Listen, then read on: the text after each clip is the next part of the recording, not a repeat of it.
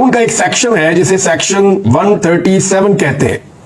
ये election act का section 137 है। यानी अगर आपके गोशवारों में किसी किस्म की कोई प्रॉब्लम है तो इलेक्शन कमीशन ऑफ पाकिस्तान के पास सिर्फ 4 महीने होते हैं, यानी टोटल 120 दिन होते हैं कि उस खराबी की निशानदेही की बुनियाद के ऊपर सेक्शन 137 के जरिए से कार्रवाई करके उस रुकन असेंबली को नाअहल कर दिया जाए। मैं आपको दोबारा बताता हूं, आसानी से आप समझ लीजिए। फर्ज करें कि एक रुकन कौमी असेंबली है, उसने अपने गोशवारे जमा करवाए और उनके अंदर कोई ऐसी चीज है जिसकी बुनियाद के ऊपर उसको नाअहल किया जा सकता है, तो ऐसी सूरत में चाहे कोई शिकायत लगाए, चाहे इलेक्शन कमीशन खुद नोटिस ले या किसी भी प्रोसेस के लिए से वो चीज सामने आए, तो उसके लिए टोटल जो दिन होते हैं वो 120 होते हैं। ये कहता है इलेक्शन एक्ट का सेक्शन 137। 120 दिन के अंदर इलेक्शन कमीशन एक्शन कर सकता है, उसके बाद वो एक्शन नहीं कर सकता। ये है कानून। अच्छा, और एक्शन जो है वो नाअहली का है।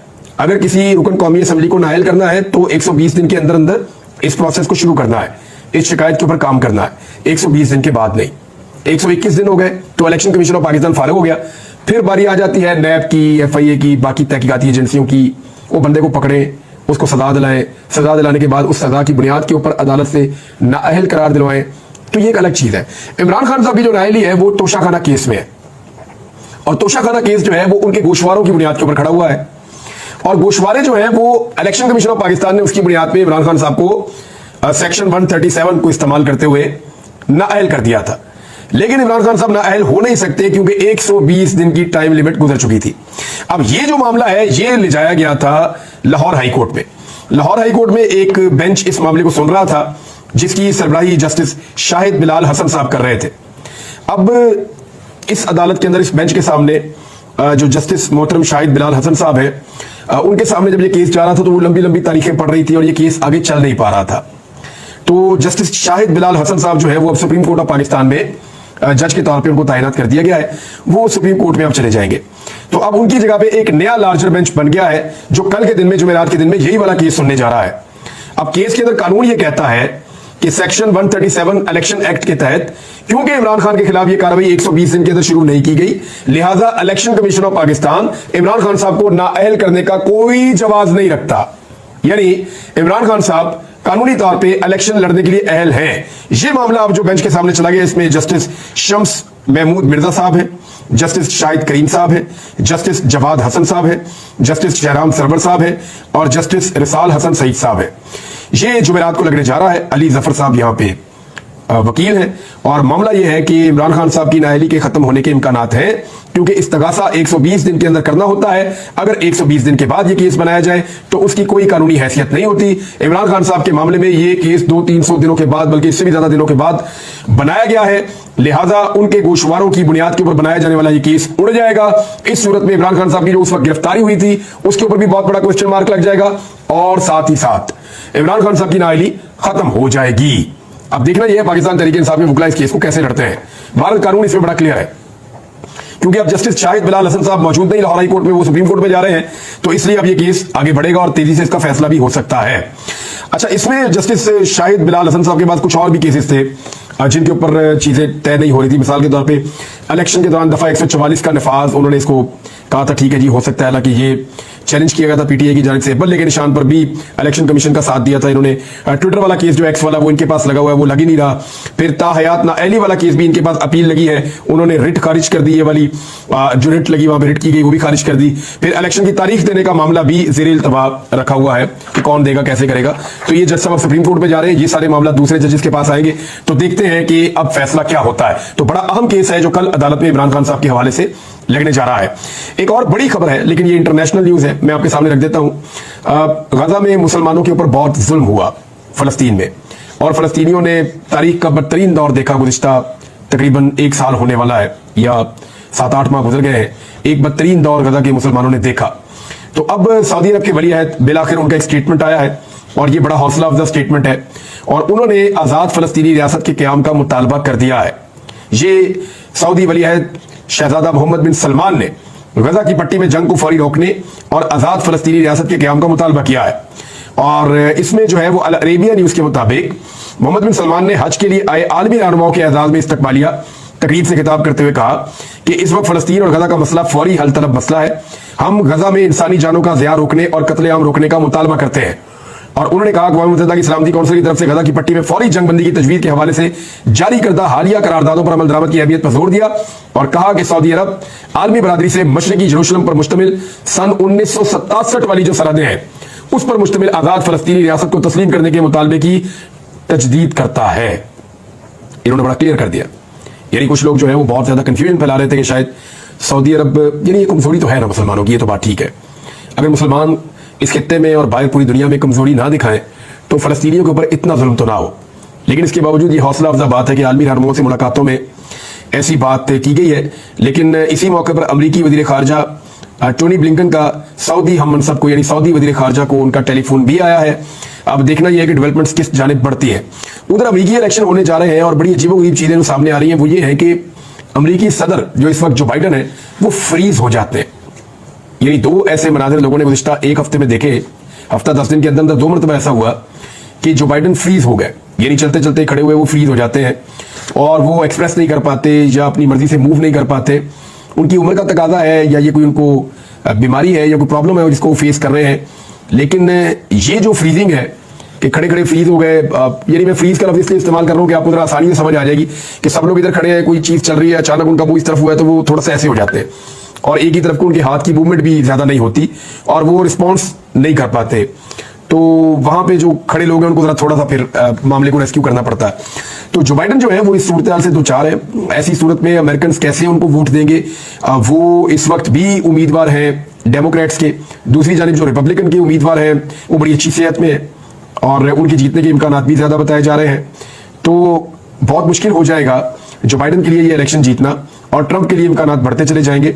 देखना यह है कि आने वाले दिन में अमरीकी सियासत किस तरफ जाती है। बहरहाल 2 मरतबा जो इस वक्त का अमरीकी सदर है वो फ्रीज हो चुका है और ऐसे मनाजिर दुनिया जो है वो देख रही है। एक और जो बड़ी खबर है वो चाइना के हवाले से मैंने आपको खबर दी थी, उसमें चाइना ने भी अपना मौक़िफ़ दिया है और मैं जरूरी समझता हूं कि चाइना का मौक़िफ़ दिया जाए क्योंकि चाइना के साथ पाकिस्तान के बेहतरीन ताल्लुकात हैं, हमेशा से रहे हैं। लेकिन फैक्ट्स की बुनियाद के ऊपर द डिप्लोमेट ने रिपोर्ट किया था कि चाइना की जो एलामिया है मुलाकातों में उसमें वो अल्फाज शामिल नहीं है जो माजी में होते थे। फिर उन्होंने उन तहफ़्फ़ुज़ात का इजहार भी किया और बताया कि चाइना को एक्चुअली पाकिस्तान में किस तरह की मुश्किलात का सामना है और किन वजूहात की बिना पर वो थोड़ा सा पाकिस्तान से उनके बकौल डिस्टेंस हो रहा है या वो अपनी प्रायोरिटी को पाकिस्तान के मामले में तब्दील कर रहा है कि तरजीहात अगर पहले बहुत बुलंदो बांग थी तो उनको जरा नॉर्मलाइज किया चाइना ने। ये द डिप्लोमेट का क्लेम था।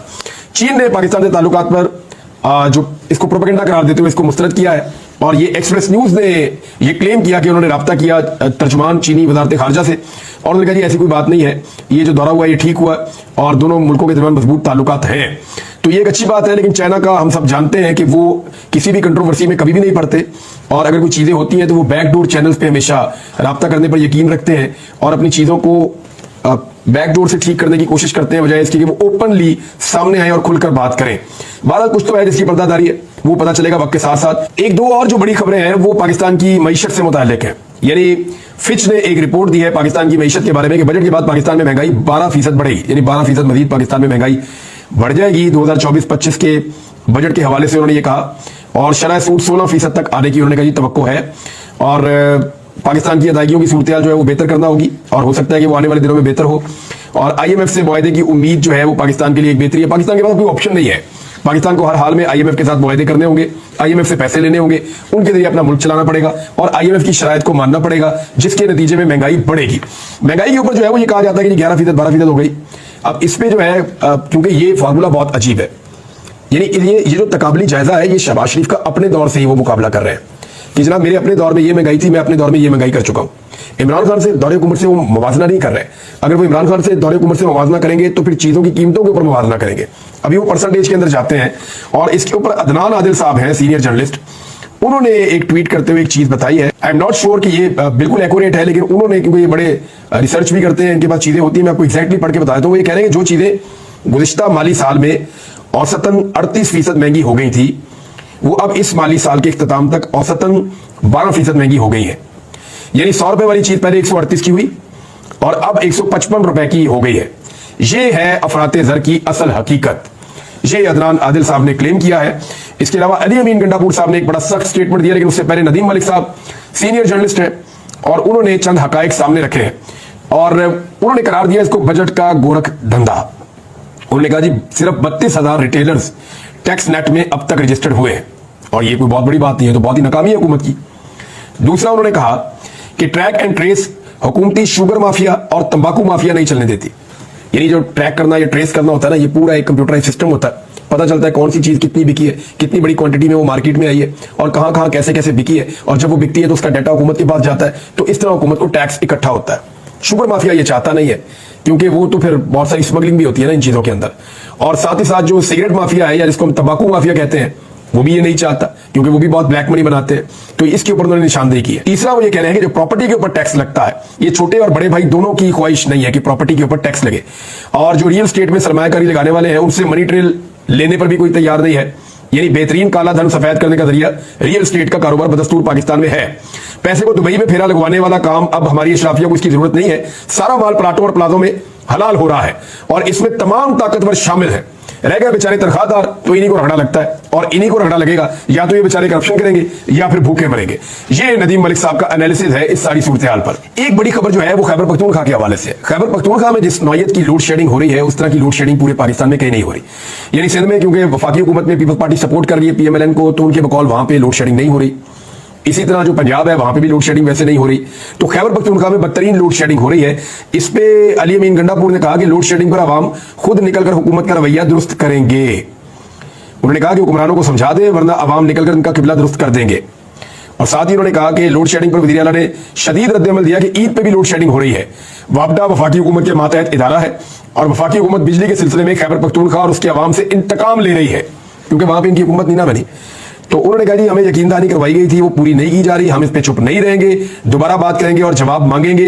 उन्होंने कहा कि अगर हमारी बिजली पूरी नहीं की जाती तो ये हुकूमत जो फार्म 47 की पैदावार अवामी मैंडेट की चोरी करके बनाई गई है, ये गैर कानूनी हुकूमत है, और ये हुकूमत हमारे साथ ताउन नहीं कर रही।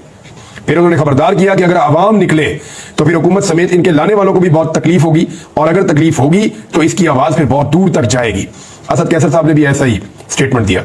उन्होंने कहा खैबर पख्तूनख्वा में बदतरीन लोड शेडिंग है, और हमसे इंतकाम लिया जा रहा है, ज्यादती की जा रही है। मेरे ख्याल में नाज़रीन काफी है अब तक, इतना ही। अपना ख्याल रखिए, अपने चैनल का भी। अल्लाह हाफिज।